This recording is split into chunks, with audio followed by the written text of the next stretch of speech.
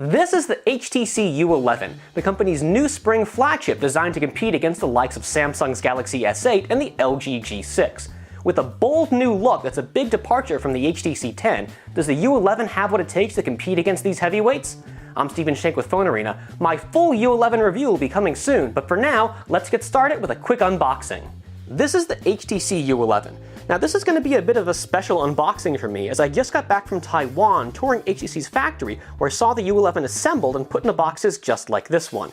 Now it's time to run that process in reverse and show you what to expect when taking this phone home.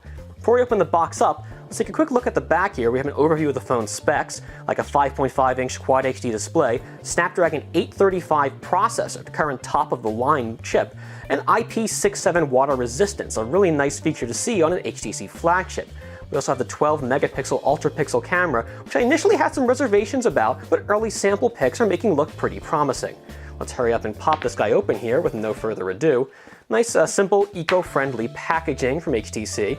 We have the phone's quick charge 3.0 adapter. Let's see, USB Type-C charging cable.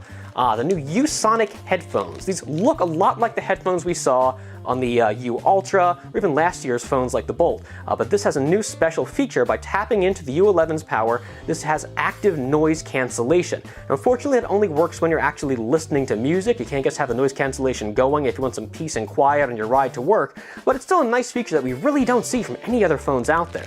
It could be a big selling point for the U11. Those accessories are well and good, but let's take a look at the phone itself here. See, right away, HTC is telling us about one of the phone's interesting features, the Edge Sense. This is a series of pressure sensors running up and down the screen that, instead of having a physical button, let you squeeze the phone to trigger software effects like toggling phone settings or quick launching apps. Let's get this protective coating off here, though, so we can actually get into... I saw them put this thing together, but it's a lot more difficult to take off than you might think, even knowing how the process comes all together. There we go. Now this is never going to look as nice and shiny as it does now. Look at that mirror finish. So this is the phone's amazing silver. It's kind of blue looking. In the right light, it's also kind of purple. And it might be really hard to see over the camera how this looks in real life. It's just catching every facet of light. It would have been great to show you this in the solar red or the white, but unfortunately those colors weren't available when we checked this guy out. Let's go ahead and power this on. Take a look on the rest of the packaging here. We're going to let this boot up.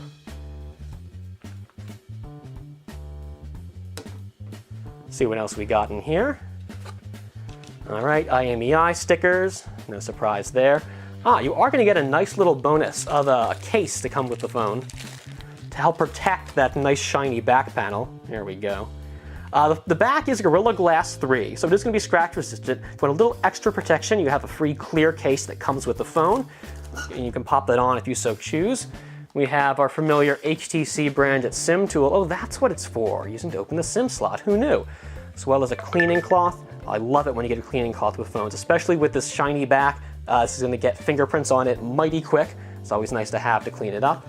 And this, I've been waiting for this for so long. So the U Ultra didn't have it, the Bolt didn't have it. You could send away for it with the Bolt, but it wasn't in the box. HTC is finally including a 3.5mm to USB Type-C adapter. This phone does not have a built-in USB or built-in 3.5mm headphone jack. If you want to use analog headphones, you're going to have to carry around this adapter. Now you're probably going to just want to use the U-Sonic one, so you have the noise cancellation. But if you do have an older pair that you love, this is critical to have. All right, let's go ahead and get this guy set up. It's in Taiwanese, so this may take me a minute here. Oh, English, that was super easy. Of course, when you get this phone in the States, it will automatically be pre-configured to English here. This is an early unit, we had to get Taiwan, but we knew we wanted to show you this as soon as possible, so we didn't want to wait any longer than we had to. We'll go ahead and set this guy up. All right, we've got our Wi-Fi set up, our initial Android configuration taken care of, and we're into the HTC's interface here. We're going to spend a lot of time looking at Sense, Blink Feed, all that good stuff as we go through the full review of the phone. But even as early hands-on, I have to play around with Edge Sense and show you.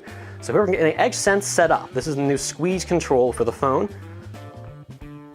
So it can detect lots of different levels of pressure here. Different users are going to hold their phone differently. They're going to squeeze it, harder or lighter depending on their preferences and just hand size and different, physicality. So it's going to test what we think is a comfortable level of squeeze here. And there we go, sort of averaged out our inputs here and found a nice, I'm on the lower end of the scale here, and I want to crush the phone. Here, you can do a test. You might have seen this in some of our early hands-on previews of the phone. Nice little interface that just teach you how EdgeSense works. You give it a little squeeze, squeeze and release. Actually, this is a little firmer than I might like. I'm gonna try reconfiguring this for a little lighter squeeze. I think I did exactly the same, but okay, that's fine, I can live with it. All right, and showing us what's configured to this action. So it defaults to quick launching the camera. You can do that right from when the phone's locked. So give it a squeeze here. And right into the camera. I did have a lock screen on there, so it took a second to get past, but, and here, even after it's launched, we can squeeze it again. So take a pic, heard that click there. That's very, very cool. All right, we're gonna spend more time with the software for the full review. For now, I just want to give you one more comparison here. Checking out how the HTC, how this silver, bluish silver looks compared to another blue silver phone I recently reviewed, the LG G6. And that is a big difference in the finish there. It can be hard to see in this light, but HTC's is just a lot bluer. I might say the LG G6 is silver with a hint of blue, but HTC is more like blue with a hint of silver. In the US, you're gonna have your choice between this, the sapphire blue, or the phone in black. And the black is cool, like green highlights. If you want the white or the red, you're gonna have to get the phone internationally. For now though, this has been a quick unboxing of the HTC U11. I'm Stephen Shank with PhoneArena. Be sure to stay tuned for the full HTC U11 review coming up real soon.